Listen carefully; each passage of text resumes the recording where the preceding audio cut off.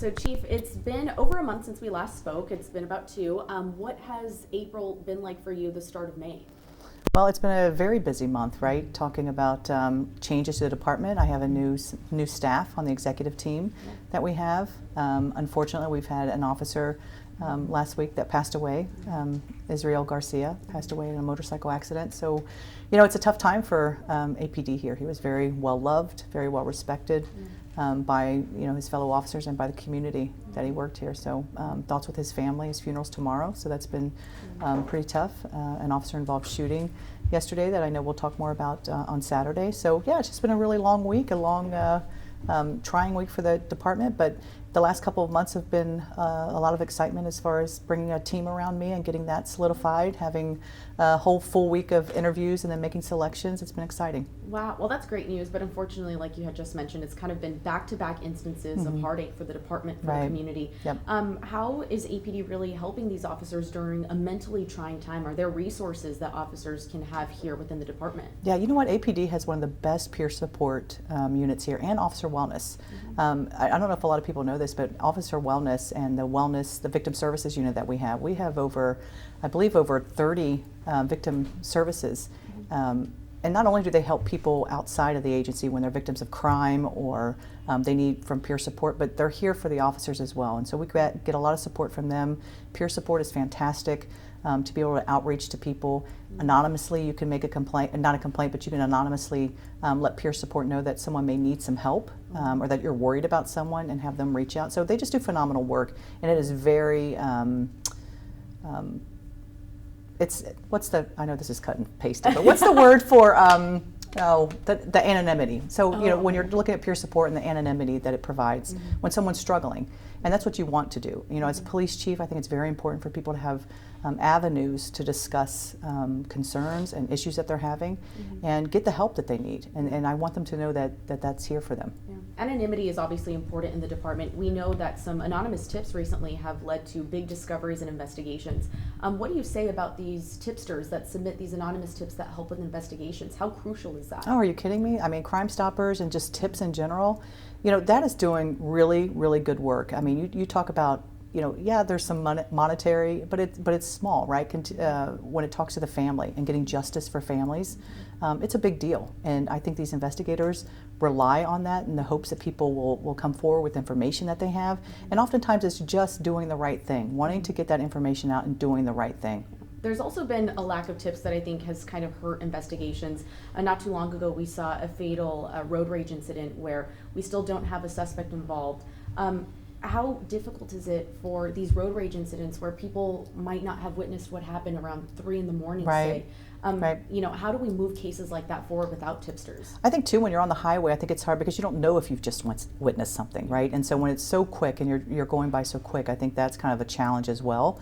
But it's truly about, again, keeping it visible in the media. It's you, and it's putting it out there and reminding people that this is still a case that we need help with. It's us pushing it out through our social media efforts and our media partners. It's truly keeping it alive because there has to be justice here for the person. And those are really hard cases, but those cases have been solved. Yeah. And I have no doubt that our homicide unit will solve this one as well. Yeah, fabulous to hear. Last time we had spoke, we talked about recruiting, we talked about staffing. You had told me previously that staffing levels are getting back to where you had wanted to see them. You came in, you wanted to make progress in that front, but a recent audit reveals that we're still low, we're still lagging. What is that barrier that's allowing us to hire? Yeah, I think I appreciate the audit. I think it's awesome to kind of see where you are and where you need to go, and it gives recommendations. But I would like to come back a year from now, and I invite you to come back a year from now, and let's see where we are with our recruiting efforts, because once that audit started, you're talking about being out of contract for a few years, and if they're looking from 20 to 24, being out of contract for a few years is a big deal, and that really hits recruiting. I think one class was delayed. There were some issues going on internally that kind of affected that. But with the new contract, with the role that recruiting unit is doing now, we're doing a lot of really good work. The contract, we saw exponentially a higher turnout for people signing up to take the test. So it's happening. And so again, I invite you to come back a year from now and let's review where we are with recruiting. Do you feel as though the audit was an unfair assessment of where the department is at in terms of numbers and recruitment? I don't think it's unfair. I think it's again, I appreciate the audit, and it's something I certainly value. I'll take a look at it and make sure we're doing those things, but we are doing those things. When you look at the recommendations, we are moving in that direction. I have a new assistant chief over recruiting and the academy, which we're going to get some strong momentum in moving forward with that. So I am very confident that come this time next year, our recruiting efforts are going to pay off. Within the same time that the audit was released, there was also a lawsuit that was filed. The Austin Police Association and Michael Bullock had filed suit against you and the department. How has this lawsuit affected your relationship with the APA? It hasn't affected it. You know, Mike has his own role to play, and he is their president, and so he has to support and do what he feels is best for the organization, and I respect that. Where we disagree and when we disagree on things, this is the process put in place for him to remedy that. And so that's all it is. I have a monthly podcast with Mike. I speak regularly with Mike. I respect the work that he does and what his role is. So it hasn't affected that relationship because it's so valuable to me. Given that you all speak so often, did you know that this lawsuit was coming? Did it catch you by surprise? Yes, no, it didn't. I knew it was coming. I think it's again, when there's disagreements and you can't come to, the reconciliation that he's looking for. I mean, he was looking for something, and when that couldn't come to pass, this is his remedy for that. And so again, I respect the process, and we'll see where it goes. Was this something that couldn't be remedied through conversation? Do you feel like a lawsuit was necessary? Well, I think when you're talking about, issues and you're talking about things that are contractual, talking about things is certainly important. And I value sitting with him, and we often talk about things that we agree most of the time and on a lot of issues. But I think this was a situation where he felt that, it wasn't getting the traction he needed, and this is the route he needed to go. Well, Chief, when we first spoke months ago, it was at the start of the legislative session, and we were talking about bills that may be filed. Now we're nearing the end, and there's several bills that have been filed that pertain to police officers, one of which tries to limit or block local disciplinary actions against police officers. How do you feel about a bill like this? Well, I mean, I think one thing that is quite clear to me, that the community of Austin, and certainly me as chief of police, need accountability from officers, and there has to be a disciplinary matrix and a disciplinary route to follow. Officers are accountable to the community they serve and to the police department and the city they serve. So where these bills go, there'll always be an avenue within policing where police officers have to be held accountable. There's also bills to keep officer disciplinary records private, which obviously conflicts, as you know, with what Austin voters approved just a few years ago for police oversight. How do you plan to balance the will of Austinites with potential state law changes? Essentially, who do you ultimately feel held accountable to, state lawmakers or the people that your department serve and protect? Yeah, I think as a police chief, I'm responsible to both, right? And so where this goes, it is up to city legal and it is up to the lawyers to decide. But I absolutely have an obligation to uphold state law, and I am absolutely obligated to uphold the role of accountability and the way the community standards within Austin. This definitely puts you between a rock and a hard place. You're getting tugged from state lawmakers in one direction. The complete opposite direction is what Austin voters want. Right. How does that make you feel as the leader of this department and bills that target the people that you represent? Yeah, it is a hard place to be. But again, I think it's recognizing that you have an obligation and a responsibility to both the state and the people of Austin. And so I'm going to let the city attorneys and work that out, and we'll go from there.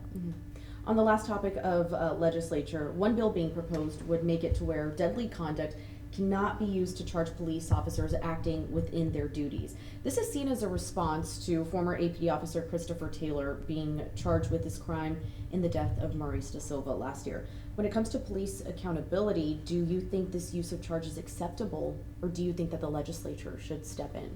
Yeah, I don't know that I know enough about that to make an opinion on that, but these are all tragic cases any way you look at it. And again, I think when it comes to being accountable, I am all about police accountability and police transparency. And so I think this is something when the legislator takes up these bills, and you could talk about the bill of wanting to take over Congress and DPS, all of those things, right? What is the as police chief, you have to stay out of the politics of all of it. But these are certainly things that affect policing, and they affect the men and women of this department and the community. So I think these are big questions that we'll see where they go. Not too long ago, you were actually at our state's capitol advocating on behalf of your police officers, and you had told me, is this something that I'm going to have to do every year to defend the people of Austin, to defend my officers? With bills like these being filed, do you feel like it's something that you're going to have to regularly do to tell your state lawmakers, look, I know how to run my department? Yeah, I think there's some, again, the politics of it all, of getting involved in the local politics of things. Unfortunately, as a police chief, you have different mentors and you have people that tell you about this job, and unfortunately, that is one of the things they talk about, the politics of it all. And so, when it comes to anything that is about the safety of the community and certainly the safety of officers here, I will be there and I'll have a voice in it because it's important. This is a job that is it is a very noble profession, and it's a hard job, and it's not always pretty. And it's complicated at times, and these officers deserve the very best. And so whatever that looks like, while still holding them accountable, while still being transparent, that's the role. And that's, for a police chief, that's the way I see it. And Chief, your officers have been busy within the last few months. We've seen a slight spike in crime, specifically homicides. Yes. I'm sure your officers have noticed that as well. What do you think is really causing this? What do you think is kind of the reason behind that spike? Yeah, when you look at violent crime, certainly our homicides were up by 2 from this time last year. Unfortunately, we have a lot of domestic related homicides, and I think that is driving where we are with our homicides. But we are down when it comes to aggravated assaults, which is our shootings and stabbings. We're down in our burglary of vehicles by over 35%. Down in arson, we're down in many categories. But in areas of downtown, we are up in simple assaults. We're up in drug-related arrests. And I think that is due because of the law enforcement presence that's been downtown. So I feel very confident about that I think that's a successful look at the way being more visible downtown is happening.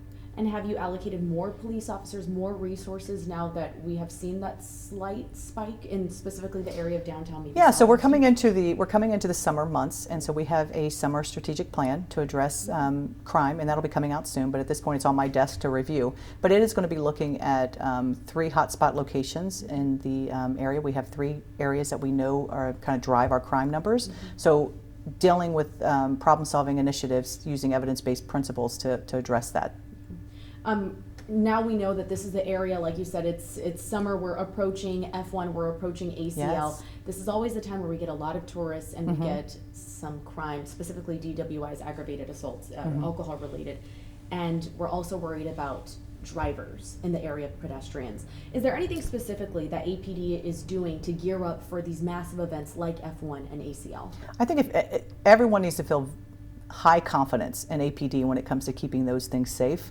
They have done this for years. It is unbelievable. I was so impressed when I first came here, and I think I was here for just a few weeks when ACL happened. It is quite a thing to see, quite a feat. And they have it down. They have the personnel. It is not something, if we got to a point where it was lack of personnel, we would be going to constables. We would be going to other places to get that. Safety is number one. And we will fulfill that. I feel very confident that that is not going to be an issue here. Now that we've touched on this, I know that the audit obviously revealed that there was some shortages and lacks in people when it comes to officers. But you say we're not going to be reaching out to constables, we're not going to be reaching out for DPS. Do you feel confident that we have enough manpower to handle the influx of tourists and so many people? We may if we have to. What I'm saying is if we didn't, we would absolutely do that because safety is paramount. But I feel confident that we have the resources we need to keep these events safe. We've done that in the past, and we have been short for a few years. Our event planning and the officers of this department are very dedicated and understand what that role is in keeping people safe, certainly through these large events. And again, if we have to, then we will do that, but it's paramount is safety. One of my last questions for you, rounding out our conversation, is we know that federal funding cuts have hit so many departments, so many areas of not just Austin, but across the nation. Have federal funding cuts affected the Austin Police Department in any way? I haven't seen anything that's affecting us directly. We just got a grant for a little over $100,000 to bring some youth into, to look at policing. So we have 60 10th and 11th graders that we're hiring for the summer to come in and take a look at policing and help with maybe some, get them in a room and talk about recruiting and how we move forward. So I'm not seeing where those funds have affected us, or lack of those funds have affected us, but I know that our grant writers and our grant people are working very diligently with their counterparts in Washington. Yeah. In surrounding areas to Austin, we've seen in Pflugerville, we've seen several areas in Williamson County, we've had these big busts when it comes to what the federal administration says are members of Tren-Agua. I know last time we spoke, ICE had not been in touch with you. Has ICE been in touch with you since to help with any of these operations? Have you heard of any other immigration crackdowns within the city limits? No, I have not. Yeah. They've not been in touch. Anything else you would like to add, Chief? I don't think so. It was lovely seeing you. Thank you for watching. Please hit the subscribe button and get the latest news by downloading the CBS Austin News app.